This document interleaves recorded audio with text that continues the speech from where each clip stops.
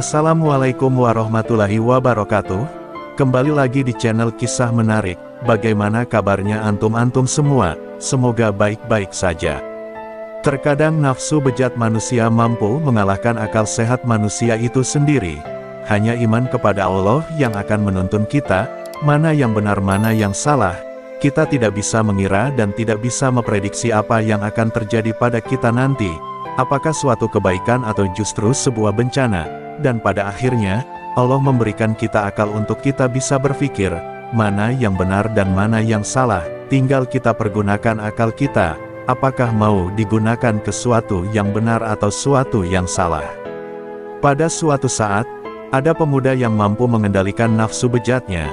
Dia lebih takut terhadap murka Allah ketimbang kenikmatan sesaat.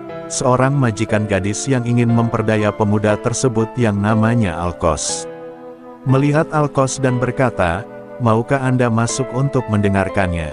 Alkos pura-pura tidak mau sampai gadis itu mengizinkannya. Alkos berkata, "Tempatkan saya di tempat yang sepi agar saya tidak dapat melihat dia dan dia tidak melihatku." Kemudian Alkos masuk dan gadis itu pun menyanyi.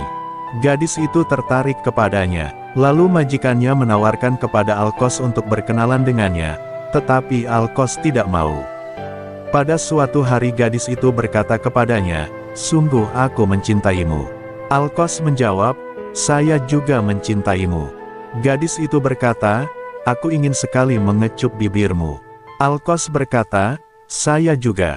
Gadis itu berkata, "Saya ingin menempelkan dadaku ke dadamu." Alkos menjawab, "Saya juga." Gadis itu berkata, "Lalu mengapa Anda tidak melakukannya? Sungguh tempat ini benar-benar sepi." Alkos menjawab, "Saya mendengar Allah berfirman yang artinya, teman-teman akrab pada hari itu saling bermusuhan satu sama lain, kecuali mereka yang bertakwa." Quran Surah As-Zukhruf, ayat 67. Saya tidak ingin kasih sayang antara diriku dan dirimu berubah menjadi permusuhan di hari kiamat. Lalu gadis itu berkata, "Wahai Alkos, apakah Tuhanku dan Tuhanmu tidak menerima kita kalau bertobat kepadanya?" Alkos menjawab, "Tentu menerimanya. Tetapi saya tidak aman dari kematian yang datang dengan tiba-tiba." Kemudian Alkos berdiri dan kedua matanya mengeluarkan air mata. Setelah itu dia tidak pernah kembali lagi ke tempat itu dan beribadahlah dia seperti sedia kala. Di kisah lain menceritakan, pada suatu senja yang lenggang, terlihat seorang wanita berjalan terhuyung-huyung. Pakaiannya yang serba hitam menandakan bahwa ia berada dalam duka cita yang mencekam. Kerudungnya menangkap rapat hampir seluruh wajahnya. Tanpa hias muka atau perhiasan menempel di tubuhnya. Kulit yang bersih, badan yang ramping dan roman mukanya yang ayu, tidak dapat menghapus kesan kepedihan yang tengah meruyak hidupnya. Ia melangkah terseret-seret mendekati kediaman rumah Nabi Musa alaihissalam. Diketuknya pintu pelan-pelan sambil mengucapkan salam. Maka terdengarlah ucapan dari dalam, "Silakan masuk." Perempuan cantik itu lalu berjalan masuk sambil kepalanya terus merunduk. Air matanya berderai tatkala ia berkata, "Wahai Nabi Allah, tolonglah saya, doakan saya agar Tuhan berkenan mengampuni dosa keji saya." "Apakah dosamu wahai wanita ayu?" tanya Nabi Musa terkejut. "Saya takut mengatakannya," jawab wanita cantik. "Katakanlah, jangan ragu-ragu," desak Nabi Musa. Maka perempuan itu pun terpatah bercerita, "Saya telah berzina." Kepala Nabi Musa terangkat, hatinya tersentak. Perempuan itu meneruskan, "Dari perzinahan itu saya pun lantas hamil. Setelah anak itu lahir, langsung saya cekik lehernya sampai tewas," ucap wanita itu seraya menangis sejadi-jadinya. Nabi Musa berapi-api matanya. Dengan muka berang ia mengherdik, "Perempuan bejat, enyah kamu dari sini agar siksa Allah tidak jatuh ke dalam rumahku karena perbuatanmu." "Pergi," teriak Nabi Musa sambil memalingkan mata karena jijik. Perempuan berwajah ayu dengan hati bagaikan kaca membentur batu, hancur luluh segera bangkit dan melangkah surut. Dia terantuk-antuk keluar dari dalam rumah Nabi Musa. Ratap tangisnya amat memilukan, ia tak tahu harus kemana lagi hendak mengadu.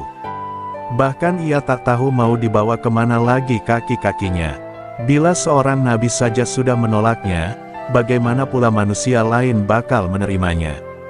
Terbayang olehnya betapa besar dosanya, betapa jahat perbuatannya. Ia tidak tahu bahwa sepeninggalnya, malaikat Jibril turun mendatangi Nabi Musa.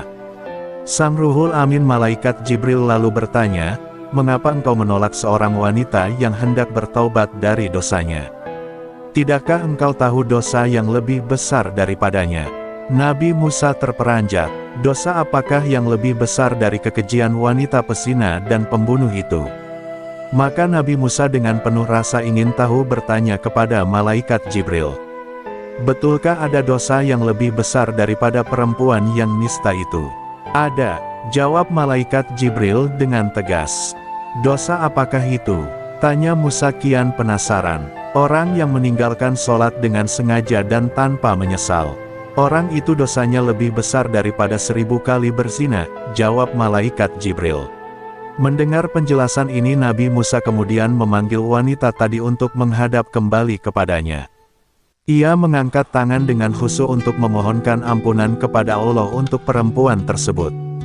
Nabi Musa menyadari, orang yang meninggalkan sembahyang dengan sengaja dan tanpa penyesalan adalah sama saja seperti berpendapat bahwa sembahyang itu tidak wajib dan tidak perlu atas dirinya. Berarti ia seakan-akan menganggap remeh perintah Tuhan, bahkan seolah-olah menganggap Tuhan tidak punya hak untuk mengatur dan memerintah hambanya. Sedang orang yang bertobat dan menyesali dosanya dengan sungguh-sungguh berarti masih mempunyai iman di dadanya dan yakin bahwa Allah itu berada di jalan ketaatan kepadanya. Itulah sebabnya Tuhan pasti mau menerima kedatangannya. Demikianlah kisah Nabi Musa dan wanita pezina, mudah-mudahan menjadi pelajaran bagi kita dan timbul niat untuk melaksanakan kewajiban sholat dengan istiqomah. Semoga kita bisa mengambil hikmah dan pelajaran dari kisah ini.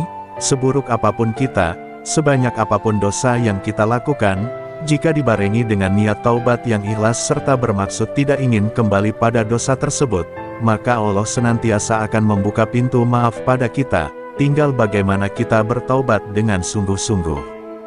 Dan jangan lupa sholat. Subhanakallahumma wa bihamdika asyhadu alla ilaha illa anta, astaghfiruka wa atubu ilaik.